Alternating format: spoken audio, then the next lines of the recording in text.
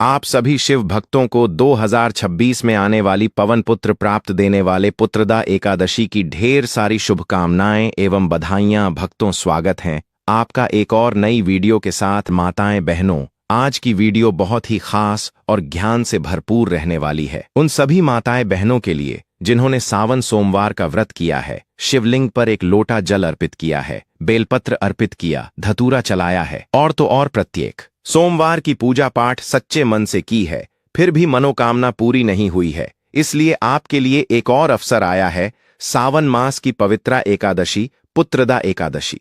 मेरे प्रिय भक्तों, सावन मास के शुक्ल पक्ष की परम पवित्र, मनोकामनाओं को पूर्ण करने वाली और संतान सुख प्रदान करने वाली पुत्रदा एकादशी की यह दिव्य तथा मंगलकारी प्रस्तुति आप सभी सनातन धर्मावलंबियों और प्रभु भक्तों के जीवन में सुख, शांति, समृद्धि, उत्तम संतान तथा सर्वव्यापी श्री हरि विष्णु की असीम अनुकंपा लेकर आए। हमारे पौराणिक ग्रंथों, विशेषकर पद्म पुराण के उत्तराखंड और ब्रह्मवैवर्त पुराण में यह स्पष्ट रूप से प्रतिपादित किया गया है कि सावन मास के शुक्ल पक्ष की एकादशी तिथि को पुत्रदा एकादशी के नाम से जाना जाता है।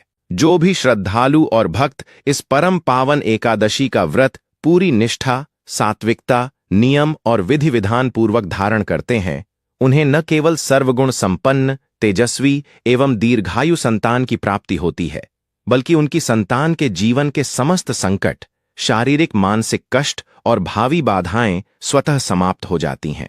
अंतकाल में ऐसे जीव को भगवान श्री हरि विष्णु के परम धाम वैकुंठ में मोक्ष पद की प्राप्ति होती है। भक्तों, पुत्रदा एकादशी को लेकर हिंदू धर्म में बहुत ही कंफ्यूजन फैला हुआ है। बहुत ही भ्रम की स्थिति है कि इस एकादशी का व्रत कब रखा जाएगा, 23 अगस्त को या फिर 24 अगस्त को। अब कुछ लोग बोल रहे हैं कि 24 अगस्त को तो सावन का चौथा सोमवार है, भगवान शिव का दिन है, तो इस दिन एकादशी कैसे हो सकती है। तो आज इसी कंफ्यूजन को हम दूर करेंगे। साथ ही जानेंगे एकादशी की संपूर्ण पूजा विधि, व्रत नियम, एकादशी व्रत में क्या खाना है, क्या नहीं खाना है, पुत्र प्राप्ति, कुछ विशेष उपाय, जिन महिलाओं को पुत्र की प्राप्ति नहीं है तो वह कौन से उपाय करके पुत्र प्राप्ति कर सकती हैं। संपूर्ण जानकारी आपको इसी वीडियो में प्राप्त होगी, इसलिए वीडियो के अंत तक बन रहे भक्तों। वर्ष 2026 में चातुर्मास के इस अत्यंत पवित्र एवं ऊर्जावान कालखंड में, जब सावन का पवित्र महीना चल रहा हो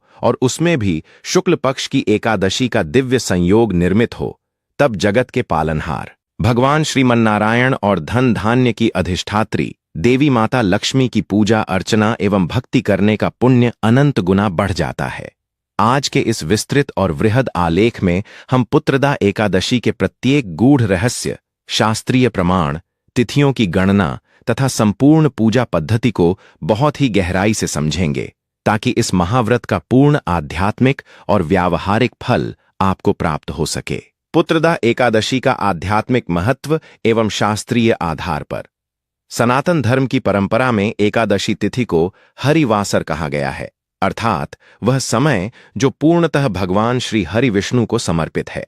जीवात्मा को परमात्मा से जोड़ने, मन के चंचल विकारों को नियंत्रित करने और संचित पाप कर्मों का क्षय करने के लिए एकादशी का उपवास एक अत्यंत सामर्थ्यवान सेतु का कार्य करता है। चातुर्मास के दौरान जब भगवान विष्णु योग निद्रा में लीन होते हैं, तब सावन का महीना भक्ति, तप और साधना का मुख्य केंद्र बन जाता है।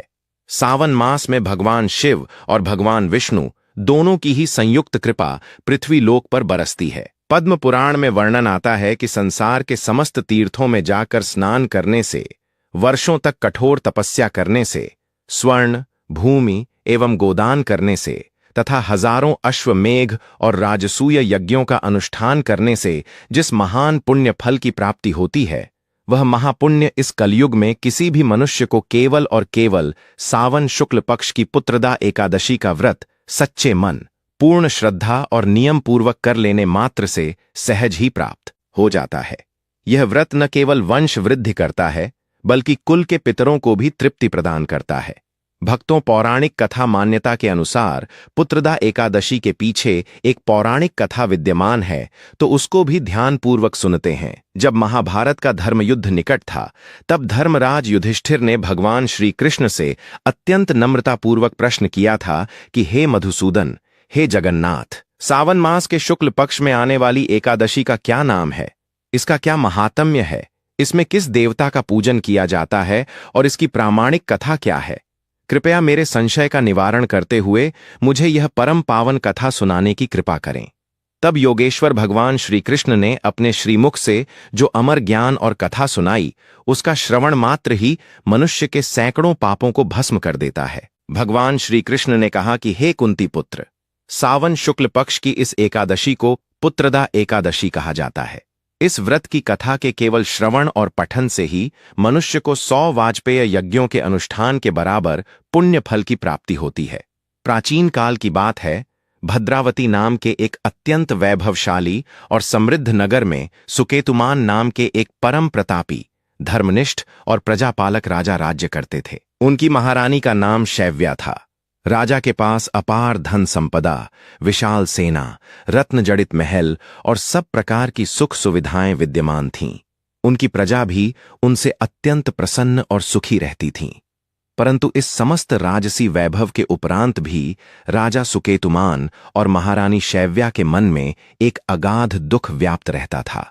उन्हें कोई संतान नहीं थी। संतानहीनता के इस तीव्र दुख के कारण राजा और रानी का मन किसी भी राजसी सुख में नहीं लगता था। राजा सुकेतुमान सदैव इसी चिंता में डूबे रहते थे कि उनके पश्चात उनके इस विशाल राज्य का संचालन कौन करेगा। उनके जाने के बाद उनके कुल की परंपरा कैसे आगे बढ़ेगी और सबसे बढ़कर उनके पितरों को तर्पण, पिंडदान और जल अर्पित कौन करेगा। राजा का मानना था कि जिस मनुष्य के पास पुत्र या संतान नहीं होती, उसके पितर सदैव असंतुष्ट रहते हैं और उस कुल का तर्पण स्वीकार नहीं करते। इसी अतिशय शोक और मानसिक संताप के कारण एक दिन राजा सुकेतुमान अपने मन को संभाल न सके और किसी को भी बिना बताए अपने घोड़े पर सवार होकर एकाकी ही सघन वनों की ओर प्रस्थान कर गए। वन में घूमते घूमते मध्याह्न का समय हो गया। सूर्य की तीव्र किरणों और निरंतर यात्रा के कारण राजा को प्रचंड प्यास और थकान महसूस होने लगी। वे जल की खोज में घने जंगलों में भटकने लगे। कुछ दूर जाने पर उन्हें पक्षियों का मधुर कलरव और वन में सुंदर सरोवर होने का संकेत मिला।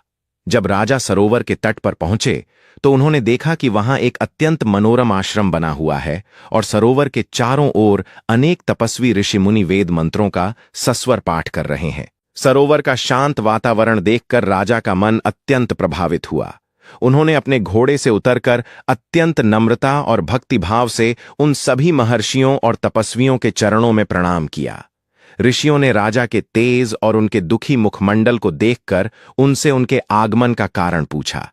राजा सुकेतुमान ने हाथ जोड़कर अत्यंत कातर स्वर में कहा कि हे परम पूज्य ऋषियों, मेरे पास राज्य, धन और वैभव की कोई कमी नहीं है, परंतु संतान न होने के कारण मेरा जीवन अर्थहीन और अंधकारमय प्रतीत होता है। मेरे पितर शोक में हैं और मैं स्वयं घोर मानसिक संताप झेल रहा हूं। कृपया मुझे कोई ऐसा उपाय बताएं जिससे मुझे संतान सुख की प्राप्ति हो सके और मेरे कुल का नाम आगे बढ़ सके। राजा के वचनों को सुनकर ऋषियों ने दयाद्र होकर कहा कि हे राजन, आज सावन मास के शुक्ल पक्ष की परम कल्याणी पुत्रदा एकादशी तिथि है। हम सभी ऋषिगण यहां इस पावन सरोवर में स्नान और भगवान विष्णु का पूजन करने हेतु एकत्र हुए हैं। यह तिथि इतनी दिव्य है कि इस दिन किया गया उपवास और पूजन निष्फल नहीं जाता।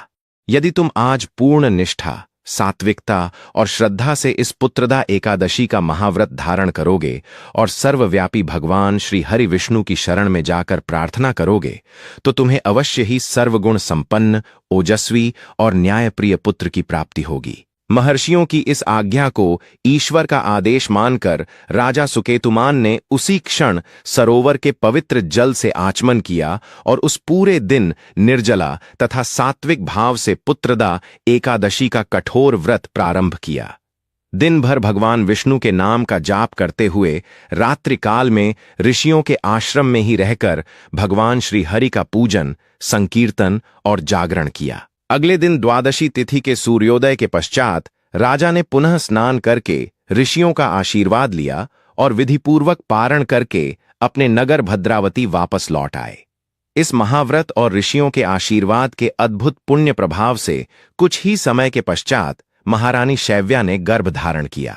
समय आने पर उन्होंने एक अत्यंत दिव्य, तेजस्वी, बलवान और धार्मिक पुत्र को जन्म दिया। वह बालक बड़ा होकर एक अत्यंत प्रतापी, धर्मनिष्ठ और प्रजापालक राजा बना, जिसने अपने कुल के नाम को अमर किया और माता पिता को संतानहीनता के दुख से सदैव के लिए मुक्त कर दिया। भक्तों, अभी तक अपने चैनल को सब्सक्राइब नहीं किया तो जरूर ही कर ले और वीडियो को एक प्यार भरा लाइक जरूर दबाए, ताकि आपकी पुकार सिद्ध श्री हरि विष्णु तक पहुंच सके। साथ ही साथ चैनल को सब्सक्राइब करें ताकि आने वाली नई वीडियो की नोटिफिकेशन आप पर सबसे पहले प्राप्त हो। भक्तों, वर्ष 2026 में सावन मास के शुक्ल पक्ष की पुत्रदा एकादशी की तिथि को लेकर पंचांगों और जनमानस में जो संशय की स्थिति निर्मित हो रही है, उसका मुख्य कारण स्मार्त और वैष्णव परंपराओं की तिथियों की गणना पद्धति में अंतर होना है।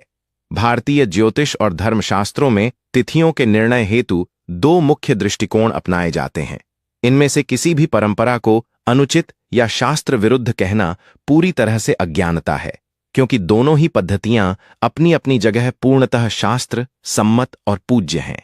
स्मार्त परंपरा मुख्य रूप से उन गृहस्थों और सामान्य श्रद्धालुओं द्वारा अपनाई जाती है जो सूर्योदय के समय व्याप्त तिथि को आधार मानकर अपने व्रत त्योहारों का निर्णय करते हैं। जगतगुरु आद्य शंकराचार्य जी द्वारा स्थापित स्मार्त नियमों के अनुसार यदि सूर्योदय के समय एकादशी तिथि विद्यमान है तो गृहस्थ उसी दिन व्रत धारण करते हैं। दूसरी ओर वैष्णव परंपरा उन साधकों और संप्रदाय दीक्षित भक्तों के लिए है जो एकादशी तिथि की सूक्ष्म शुद्धता पर विशेष बल देते हैं। वैष्णव मत में दशमी विद्या एकादशी यानी वह एकादशी तिथि जिस पर सूर्योदय से पूर्व अरुणोदय काल में दशमी तिथि का थोड़ा सा भी स्पर्श या प्रभाव हो, उसे पूर्णतः त्याज्य माना जाता है। वैष्णव केवल उसी एकादशी को स्वीकार करते हैं जो दशमी के वेद से पूरी तरह मुक्त हो और द्वादशी से युक्त हो। वैदिक पंचांग की गणना के अनुसार वर्ष 2026 में सावन शुक्ल एकादशी तिथि का प्रारंभ 23 अगस्त 2026 को हो रहा है और यह 24 अगस्त 2026 की प्रातः काल तक व्याप्त रहेगी। इस प्रकार सामान्य स्मार्त परंपरा के अनुसार 23 अगस्त 2026 दिन रविवार को पुत्रदा एकादशी का व्रत रखा जाएगा। वहीं वैष्णव परंपरा की शुद्ध गणितीय गणना के अनुसार 24 अगस्त 2026 दिन सोमवार को दशमी के प्रभाव से पूरी तरह मुक्त शुद्ध पुत्रदा एकादशी मानी जाएगी। अतः यदि आप अपनी पारिवारिक या पारंपरिक स्मार्त मान्यता के अनुसार व्रत रखते हैं तो 23 अगस्त को व्रत रखना पूर्णतः शास्त्र अनुकूल है। परंतु यदि आप वैष्णव नियमों का पालन करते हुए अत्यंत शुद्ध एकादशी का व्रत रखना चाहते हैं तो 24 अगस्त 2026 को व्रत रखना अधिक उत्तम माना जाएगा। व्रत की पूर्णता उसके शास्त्रीय पारण से ही सिद्ध होती है। यदि एकादशी व्रत का पारण सही समय और सही विधि से न किया जाए तो व्रत का संपूर्ण पुण्य फल निष्फल हो जाता है। वर्ष 2026 में एकादशी के ठीक अगले दिन सावन का पवित्र सोमवार भी पड़ रहा है, जिससे भक्तों के सामने व्रत और पारण को लेकर कुछ विशेष स्थितियां बनती हैं। मेरे प्रिय भक्तों, जो श्रद्धालु 23 अगस्त 2026 रविवार को एकादशी का उपवास रख रहे हैं, उनके लिए पारण का शुभ मुहूर्त अगले दिन यानी 24 अगस्त 2026 सोमवार की प्रातः 5:55 बजे से प्रातः 8:30 बजे तक रहेगा। अब चूंकि 24 अगस्त को सावन सोमवार का महाव्रत भी है, अतः आपके पास निम्नलिखित 3 विकल्प हैं। प्रथम स्थिति फलाहारी पारण व सोमवार व्रत।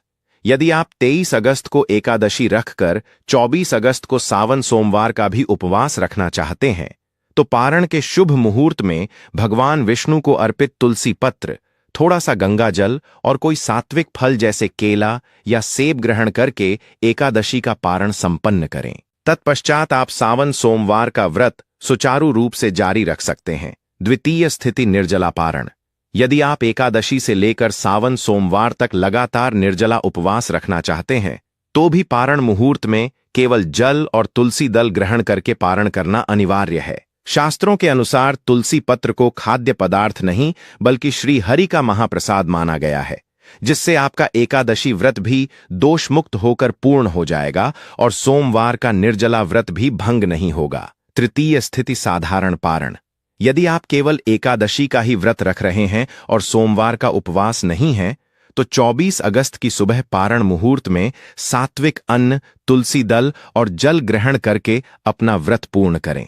और जो भक्त 24 अगस्त 2026 सोमवार को वैष्णव परंपरा के अनुसार पुत्रदा एकादशी का उपवास रखेंगे, उनके लिए पारण का शुभ समय अगले दिन यानी 25 अगस्त 2026 मंगलवार को प्रातः सूर्योदय के पश्चात द्वादशी तिथि समाप्त होने से पूर्व रहेगा। 24 अगस्त को एकादशी और सावन सोमवार का एक साथ होना हरिहर योग भगवान विष्णु और भगवान शिव का संयुक्त मिलन का निर्माण करता है। इस दिन आप प्रातःकाल एक ही संकल्प में भगवान श्री हरि, विष्णु और देवाधिदेव महादेव दोनों की पूजा का ध्यान करके संयुक्त व्रत रख सकते हैं। दिन भर सात्विक फलाहार ग्रहण करें और 25 अगस्त की सुबह विधिपूर्वक पारण करें। पुत्रदा एकादशी के दिन भगवान श्री हरि, विष्णु और माता लक्ष्मी का पूजन पूरी शुद्धता, एकाग्रता और भक्ति भाव से किया जाना चाहिए। पूजा में किसी भी प्रकार की त्रुटि न हो, इसके लिए शास्त्रों में वर्णित संपूर्ण पूजा विधान निम्नलिखित है। ब्रह्म मुहूर्त जागरण एवं संकल्प। एकादशी के दिन सूर्योदय से पूर्व ब्रह्म मुहूर्त प्रातः 4:00 से 5:00 बजे के बीच में शैया का त्याग करें। उठते ही अपनी हथेलियों के दर्शन करें और पृथ्वी माता को स्पर्श करके प्रणाम करें। इसके बाद शौचादि से निवृत्त होकर स्नान के जल में थोड़ा सा गंगा जल और काले तिल मिलाकर स्नान करें। वस्त्र चयन। स्नान के पश्चात स्वच्छ, धुले हुए और सात्विक वस्त्र धारण करें। इस दिन पीले, हल्के लाल या नारंगी रंग के वस्त्र पहनना अत्यंत शुभ माना जाता है, क्योंकि पीला रंग भगवान विष्णु को अत्यधिक प्रिय है। इस दिन काले या गहरे नीले रंग के वस्त्रों का प्रयोग पूरी तरह वर्जित है। पूजा स्थल की तैयारी व स्थापना। अपने घर के मंदिर या पूजा स्थल को स्वच्छ करें। एक लकड़ी की चौकी पर पीला कपड़ा बिछाकर उस पर भगवान श्री हरि विष्णु, माता लक्ष्मी, लड्डू गोपाल या शालिग्राम जी की प्रतिमा स्थापित करें। सावन का महीना होने के कारण पास में ही एक छोटा शिवलिंग या शिव पार्वती की तस्वीर भी अवश्य स्थापित करें। दीपक प्रज्वलन एवं व्रत संकल्प। भगवान के समक्ष शुद्ध देसी घी का एक चौमुखी या एकमुखी दीपक प्रज्वलित करें। इसके बाद अपने दाहिने हाथ में जल, पीले पुष्प और काले तिल, एकादशी में चावल का प्रयोग वर्जित होने के कारण तिल लिया जाता है, लेकर मन ही मन भगवान विष्णु के चरणों में व्रत को निर्विघ्न संपन्न करने हेतु संकल्प लें। पंचामृत व गंगा जल से अभिषेक। यदि आपके पास शालिग्राम जी या लड्डू गोपाल हैं तो उन्हें दक्षिणवर्ती शंख में पंचामृत दूध, दही, घी, शहद, शक्कर भरकर अभिषेक कराएं। तत्पश्चात शुद्ध गंगा जल से स्नान कराकर वस्त्र और आभूषणों से उनका सुंदर श्रृंगार करें। तिलक, पुष्प एवं भोग समर्पण। भगवान के मस्तक पर पीले चंदन, केसर या गोपी चंदन का तिलक लगाएं। उन्हें पीले पुष्प, तुलसी की मंजरियां और तुलसी दल अर्पित करें। ध्यान रखें कि एकादशी के दिन तुलसी पत्र तोड़ना मना होता है, इसलिए पूजा हेतु तुलसी दल एक दिन पूर्व यानी दशमी तिथि की शाम से पहले ही तोड़कर रख लें। भगवान को नैवेद्य में मखाने की खीर, ऋतुफल, माखन मिश्री और सात्विक मिठाइयों का भोग लगाएं। मंत्र जाप व आरती। पूजन के दौरान ओम नमो भगवते वासुदेवाय तथा सावन मास के कारण ओम नमः शिवाय महामंत्र की कम से कम 108 बार तुलसी या चंदन की माला से जाप करें। इसके बाद विष्णु सहस्रनाम या श्रीमद् भगवद गीता के एकादशी महात्म्य अध्याय का पाठ करें। अंत में कपूर और घी के दीपक से सब परिवार मिलकर आरती करें और क्षमा प्रार्थना करें। पुत्रदा एकादशी के महाव्रत में नियमों का पालन करना अत्यंत आवश्यक है। शास्त्रों में एकादशी व्रत के शारीरिक और मानसिक दोनों प्रकार के कड़े नियम बताए गए हैं। चलिए अब तो हम आपको बताते हैं कि एकादशी व्रत में आपको क्या खाना है, क्या नहीं खाना है, क्योंकि एकादशी व्रत में खान पीन को लेकर बड़ी सावधानी रखनी चाहिए, अन्यथा व्रत खंडित हो जाता है। क्या ग्रहण करें? सात्विक फलाहार। यदि आपका स्वास्थ्य पूर्ण उपवास या निर्जला रहने की अनुमति नहीं देता तो आप एक समय सात्विक फलाहार कर सकते हैं। आहार में सेब, केला, पपीता, दूध, साबूदाना, मखाना, कुट्टू या सिंघाड़े के आटे से बनी वस्तुएं ली जा सकती हैं। भोजन में केवल सेंधा नमक और गाय के शुद्ध देसी घी का ही प्रयोग करें। क्या न खाएं? पूर्ण वर्जित पदार्थ। दशमी तिथि की रात्रि से लेकर एकादशी के पूरे दिन और पारण तक लहसुन, प्याज, गेहूं, चावल, दालें, विशेषकर मसूर की दाल, बैंगन, मूली, कटहल, मांस, मदिरा और किसी भी प्रकार के तामसिक भोजन का पूर्ण रूप से त्याग होना चाहिए। चावल न खाने का पौराणिक कारण। पद्म पुराण के अनुसार जब महर्षि मेधा ने अपने शरीर का त्याग किया था, तब उनके अंग पृथ्वी में समा गए थे और उन्हीं अंगों से अन्न, विशेषकर चावल अक्षत की उत्पत्ति हुई थी। जिस दिन महर्षि मेधा का यह अंश पृथ्वी में समाया, वह एकादशी तिथि थी। अतः माना जाता है कि एकादशी के दिन चावल का सेवन करना महर्षि मेधा के मांस और रक्त का प्राशन करने के समान पाप का भागी बनाता है। वैज्ञानिक दृष्टिकोण से भी एकादशी के दिन चंद्रमा के प्रभाव से शरीर में जल तत्व की मात्रा बढ़ती है और चावल में जल अवशोषण की क्षमता अधिक होने के कारण मन चंचल होता है। अन्य वर्जित कर्म। एकादशी के दिन पेड़ पौधों की पत्तियां तोड़ना, दातून करना, बाल दाढ़ी कटवाना, नाखून काटना, किसी की निंदा या चुगली करना, क्रोध करना, झूठ बोलना तथा दिन के समय सोना दिवा स्वप्न पूरी तरह से वर्जित है। पुत्रदा एकादशी की रात्रि अत्यंत सिद्ध और मंत्र ऊर्जा से परिपूर्ण मानी जाती है। इस रात्रि में किए गए विशेष शास्त्रीय उपाय जीवन के बड़े से बड़े संकटों का निवारण कर देते हैं। भक्तों, इस दिन कुछ विशेष उपाय हैं, जैसे कि पितृदोष एवं दरिद्रता निवारण उपाय। एकादशी की संध्या समय सूर्यास्त के पश्चात पीपल के वृक्ष की जड़ के समीप शुद्ध देसी घी का एक दीपक जलाएं और वृक्ष की 7 बार परिक्रमा करें। पीपल में भगवान विष्णु और पितरों का वास माना जाता है, जिससे पितृदोष शांत होता है और घर में सुख समृद्धि का आगमन होता है। अब बात करते हैं सबसे महत्वपूर्ण और सबसे जरूरी विषय पर, क्योंकि यह उपाय बहुत ही खास है। खासकर पुत्रदा एकादशी के दिन संतान प्राप्ति एवं बाधा निवारण महाउपाय। जिन दंपत्तियों को संतान प्राप्ति में विघ्न आ रहा हो या जिनकी संतान के जीवन में निरंतर कष्ट बने रहते हों, वे एकादशी की रात्रि को तुलसी के पौधे के सामने 9 बत्तियों वाला गाय के शुद्ध घी का दीपक जलाएं। भगवान श्री कृष्ण या लड्डू गोपाल को माखन मिश्री का भोग लगाकर संतान गोपाल मंत्र ओम क्लीम देवकीसुत गोविंद वासुदेव जगतपते देहि में तनयम कृष्ण त्वामहम शरणम गतः का 108 बार जाप करें। ग्रह दोष व शांति हेतु उपाय। एकादशी की शाम को तांबे के लोटे में शुद्ध जल लेकर उसमें थोड़ा सा कच्चा दूध, काले तिल और गंगा जल मिलाकर शिवलिंग पर ओम नमः शिवाय कहते हुए अर्पित करें।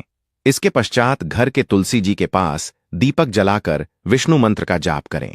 इससे शनि, राहु और केतु के अशुभ प्रभाव तत्काल शांत होते हैं। अक्षय लक्ष्मी प्राप्ति हेतु रात्रि जागरण। एकादशी की पावन रात्रि में अपने घर के ईशान कोण में भगवान विष्णु के समक्ष चौमुखी दीपक जलाकर विष्णु सहस्रनाम या कनकधारा स्तोत्र का पाठ करें। रात्रि में किया गया यह साधना कार्य घर में माता लक्ष्मी के स्थायी वास को सुनिश्चित करता है। वर्ष 2026 में सावन मास के शुक्ल पक्ष की यह परम कल्याणी पुत्रदा एकादशी आप सभी के जीवन में आरोग्य, उत्तम संतान, सुख, शांति और श्री हरि विष्णु की असीम कृपा लेकर आए।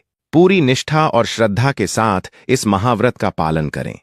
प्रिय भक्तों, सावन मास की इस परम पवित्र पुत्रदा एकादशी की महिमा, कथा और शास्त्र सम्मत विधान को अपने जीवन में उतारें और भगवान श्री हरि विष्णु एवं देवाधिदेव महादेव की असीम कृपा प्राप्त करें। यदि आपको यह आध्यात्मिक जानकारी और शास्त्र सम्मत मार्गदर्शन उपयोगी लगा हो, तो इस भक्तिमयी संदेश को अन्य सनातन धर्म प्रेमियों के साथ अवश्य साझा करें